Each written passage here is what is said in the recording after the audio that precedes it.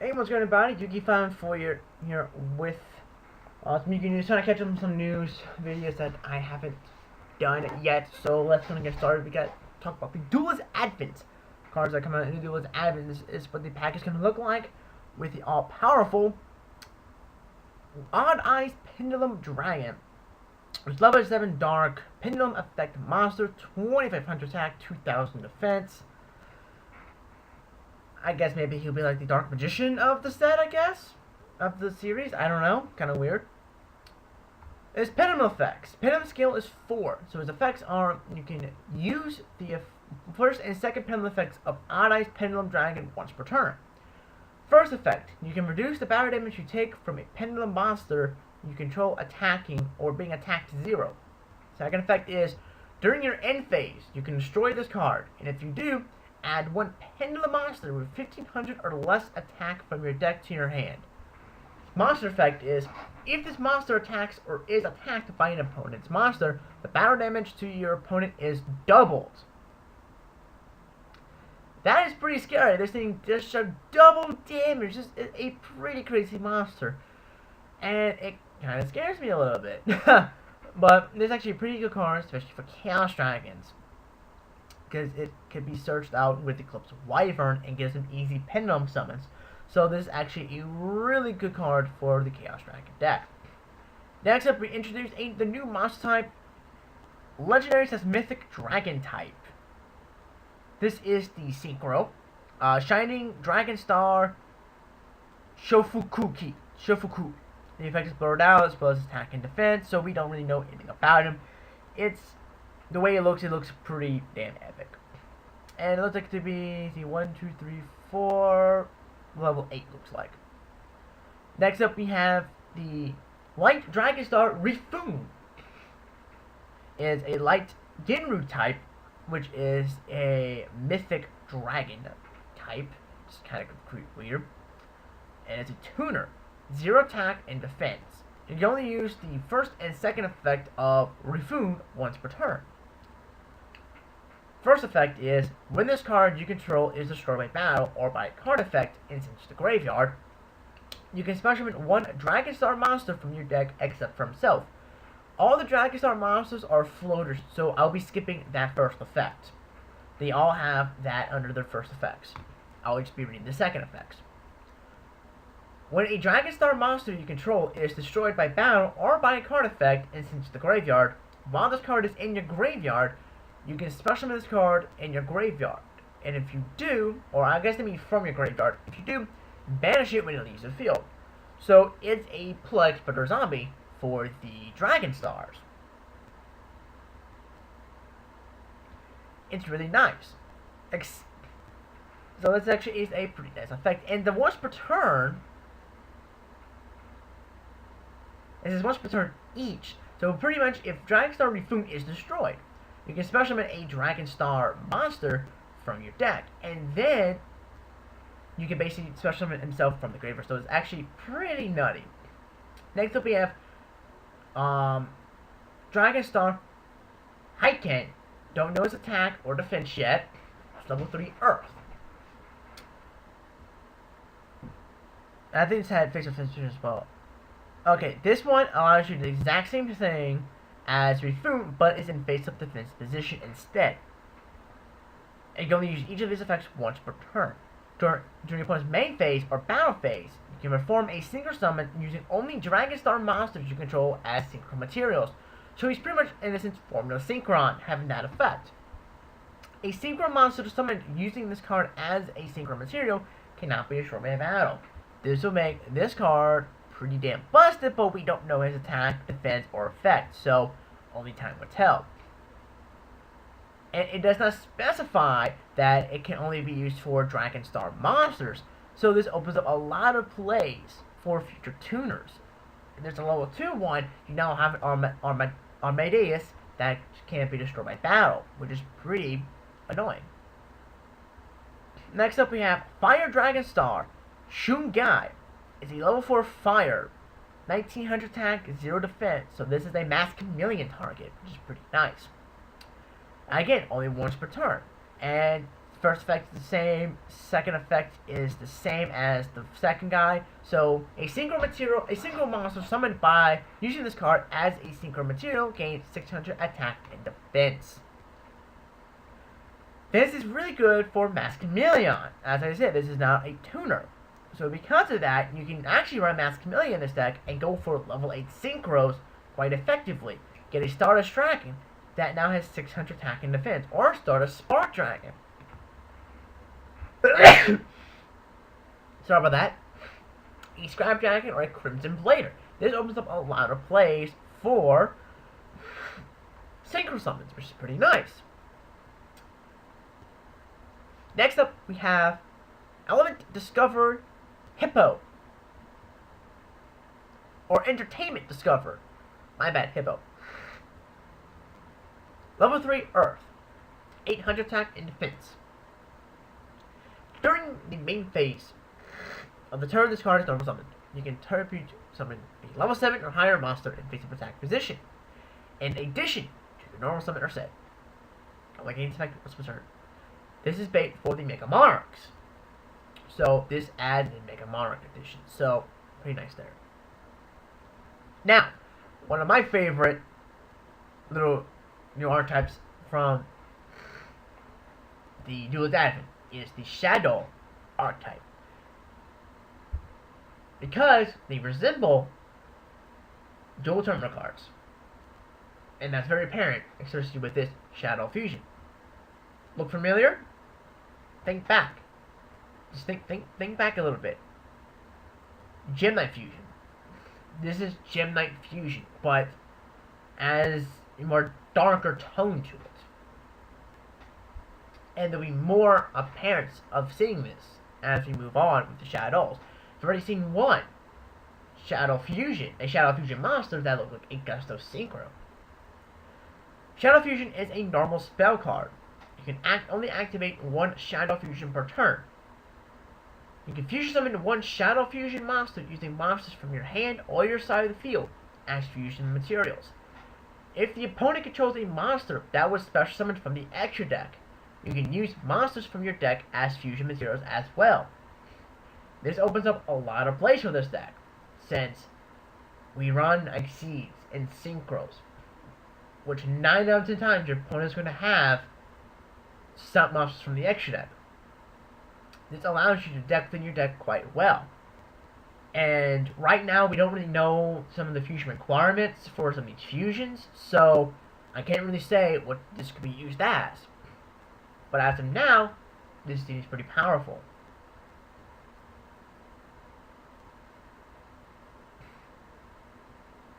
Next up, we have the Elshadol Nephilim. It's a level 8 light fusion monster. The effect is blurred out. I don't know what she looks like. I can't put my finger on it. But actually, she looks like the Gem Knight Seraphite. If I remember correctly, I think that's her name. She does resemble her quite a bit. Measures the face. I could be wrong there, but that's just my assumption. We have Shadow Falcon and Shadow Roots. Shadow Falcon is Gusto Falcon. So there you go. More dual terminal cards being used in here. It's a level 2 dark spellcaster type. Flip effect tuner monster.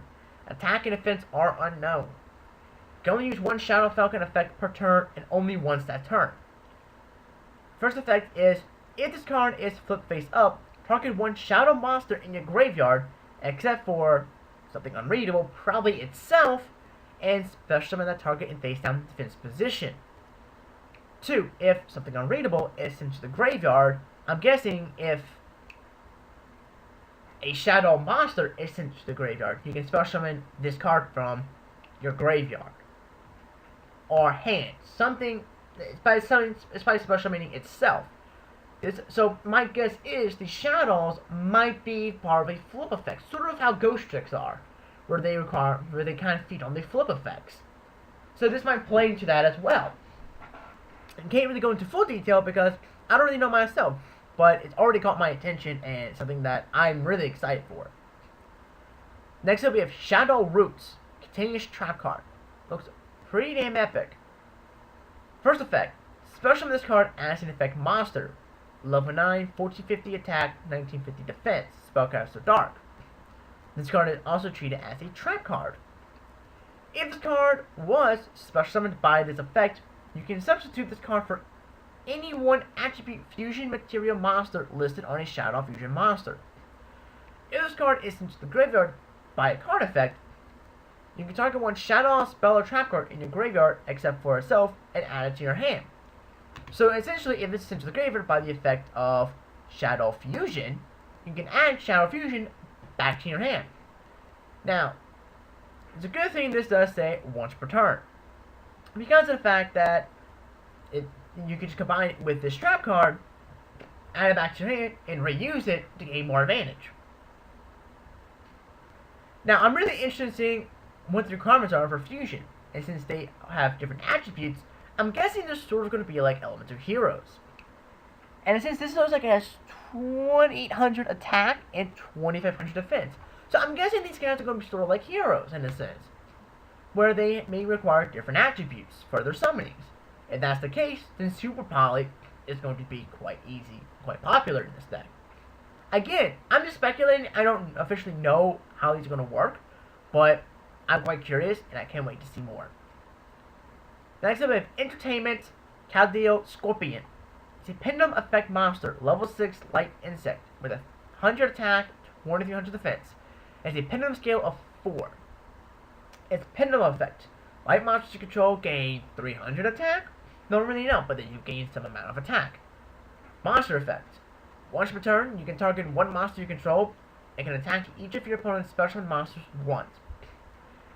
Pretty powerful effect, but odds are not really going to use it for that effect. It's going to be for pendulum summons if people decide to run it. Now, Entertainment Unexpected. 0 attack, 800 defense, level 2, as a pendulum scale of 3 as you can see in the picture. Pendulum effect. Once per turn, you can target one face-up monster. Switch the target's attack and defense until the end phase. Not bad, really, not bad. Cobbles off of the Scorpion. Monster effect. Once per turn, during your battle phase, you can target one monster you control. Change that monster's battle position, also switch its attack and defense to the end phase. Frankly, I prefer the Pendulum effect, but not too bad either. Next up, we have Kaiba Carnival. Or Kaba, I don't know. Or Hippo Carnival, which looks pretty weird. Anyway, quick play spell card. Special number 3 Hippo tokens. Level 1, 0 attack and defense. Earth Beast. They cannot be tributed, so they're like scapegoats. While you control a Hippo token in a monster zone, you cannot special summon monsters from your extra deck. After activating this card, your opponent cannot target monsters other than Hippo tokens for an attack to the end phase.